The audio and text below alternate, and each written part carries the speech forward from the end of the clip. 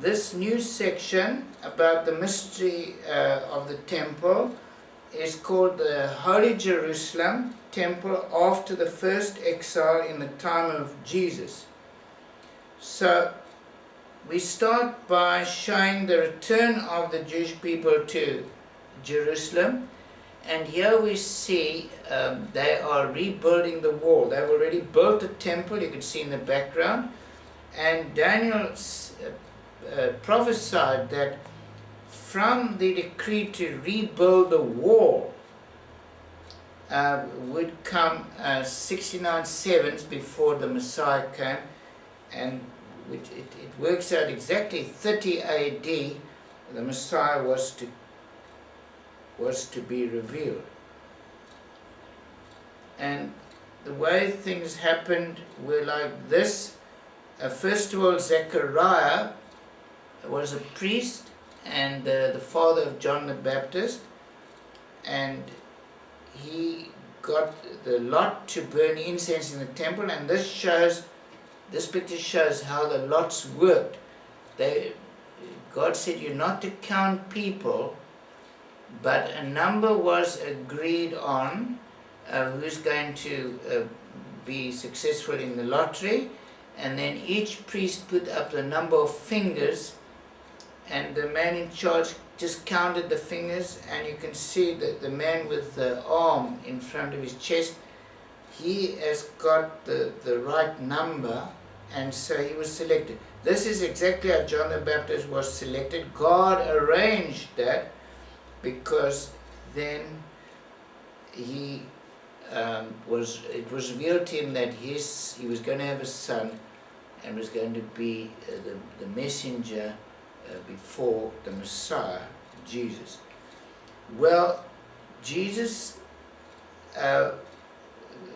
was born from God putting the seed in Mary without the aid of Joseph, but Joseph then was going to get married to thought that she was guilty of adultery, and he would have had to go through this, expose Mary like this in front of everybody, but an angel revealed himself to Joseph and said, no,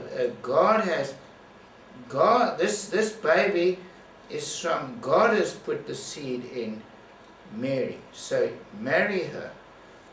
And this is to remind us what happened when Jesus was born.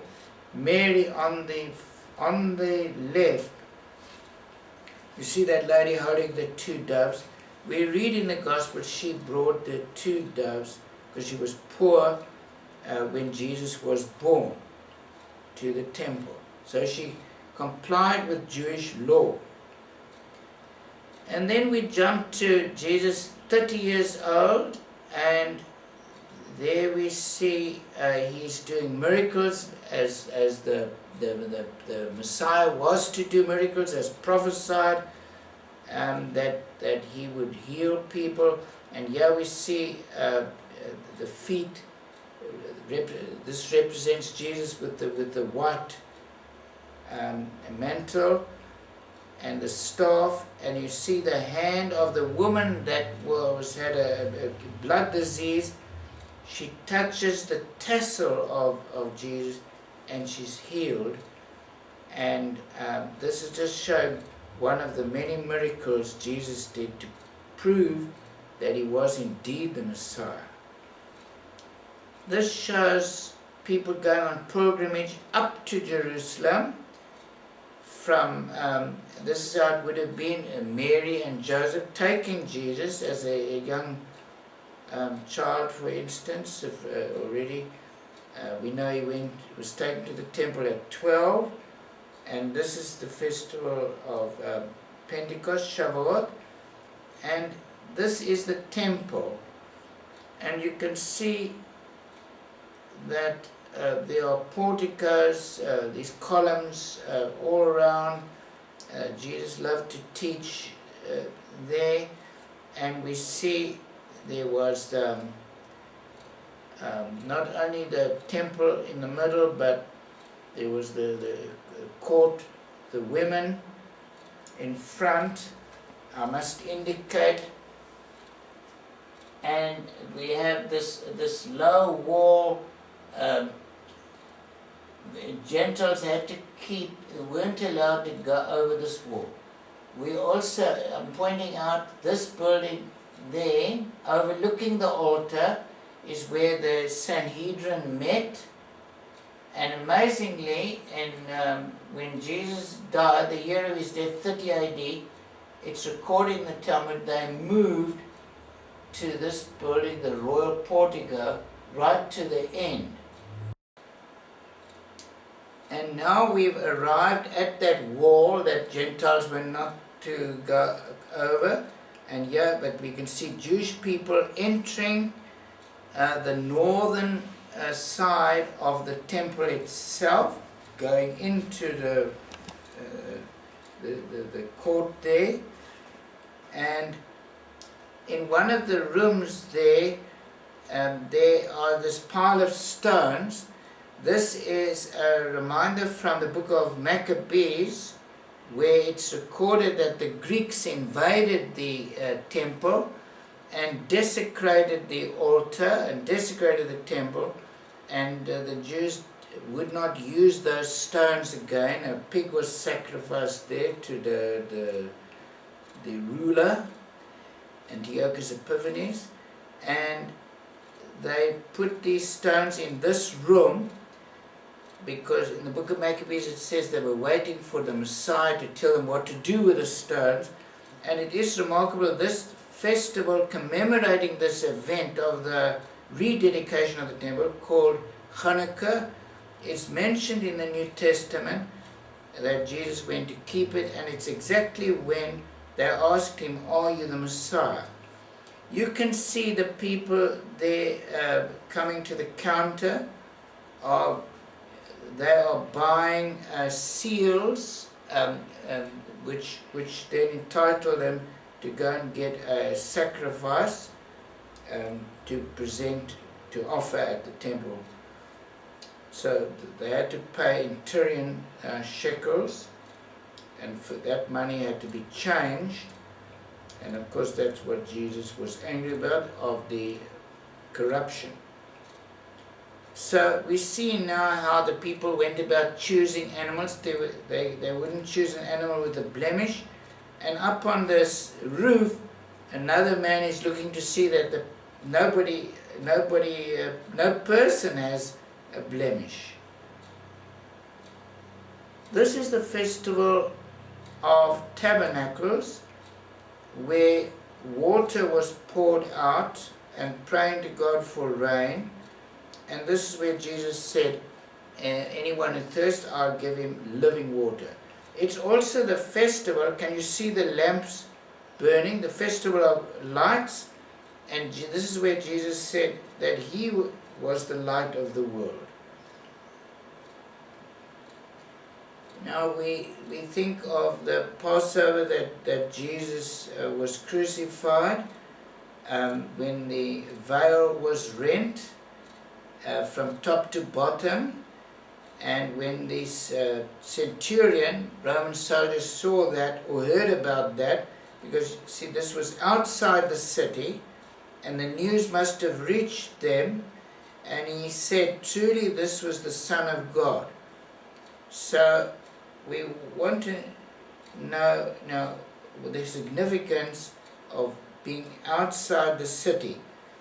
First of all, the time was determined by the time of Passover was determined as the middle of the month that began with the new moon. You see a witness here indicating on the right the new moon.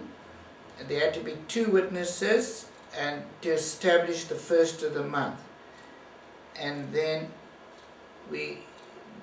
people would come on the 14th, and they would bring, like this grandfather's bringing his a grandson, and was bringing a goat, and the grandfather is telling him, take off your sandals, it's a holy place.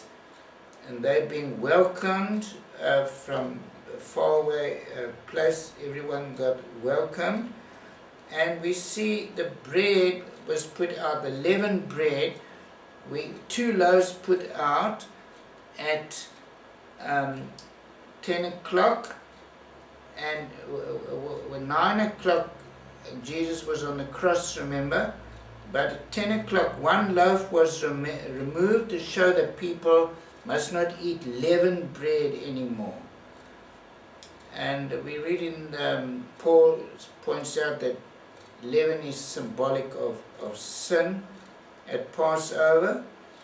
And at 12 o'clock the other loaf was taken away to represent that the people must now burn all leaven, and that's the exact time when Jesus died.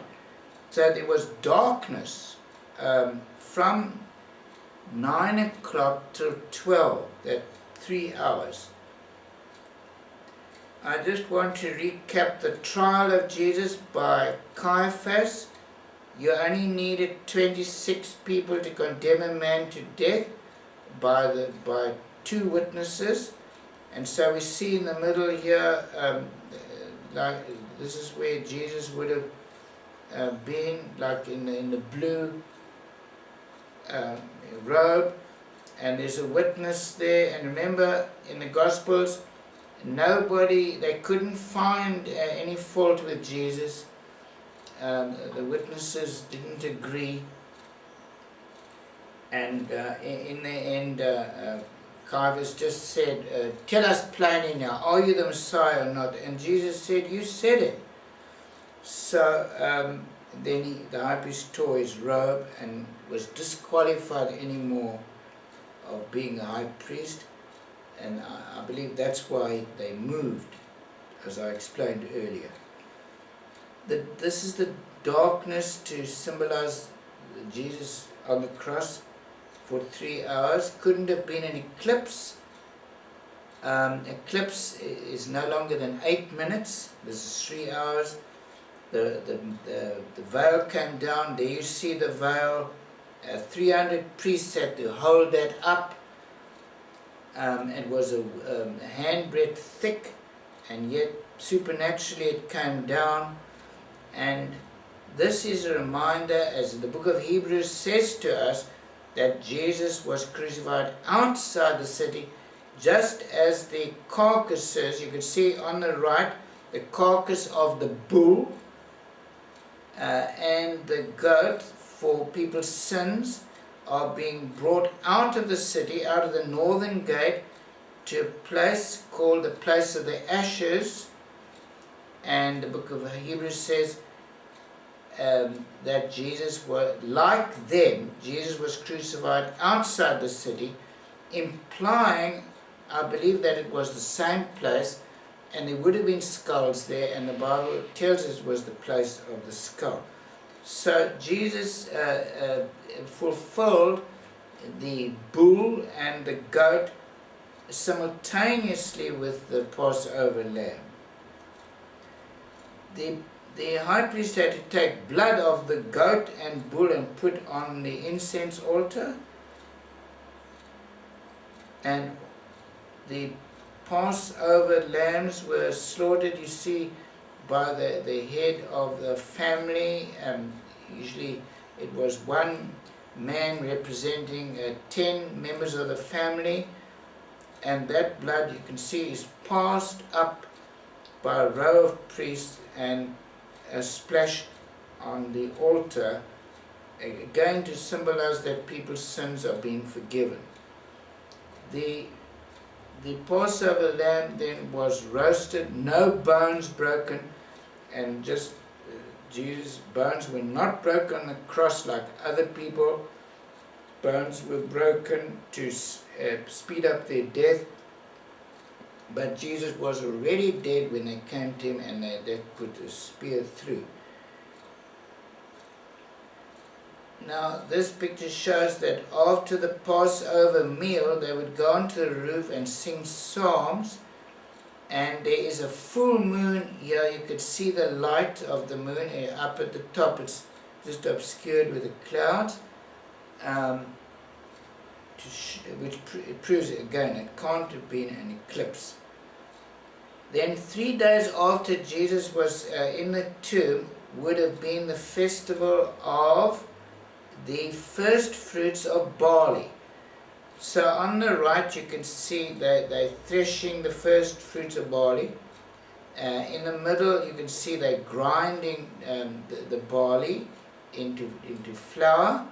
And this reminds us, Jesus said two will be grinding and one will be taken, one left. You can see that's what he meant. And you can see on the left they are roasting the grains, which are then put on the altar. So Jesus fulfilled also not only Passover, not only the Day of Atonement, but also the first fruits of barley, and because he was the first fruits of anybody to rise from the dead. Now, you know that after 40 days he ascended into heaven from this place. This is the highest point of the Mount of Olives, which from where you could look straight into the temple, and there a red heifer was sacrificed, always a month before Passover, when they needed ashes, and because if anyone was unclean, through, for instance, coming into contact with a dead body, they could not come to the temple unless they were first sprinkled, which you show here, with the ashes of a red heifer. And the Bible writers understand this because they say, if the ashes can purify somebody, how much more the blood of Jesus? So again we see Jesus is fulfilling the red heifer sacrifice by ascending up to heaven from there, and with his blood substituting the sprinkling of the ashes.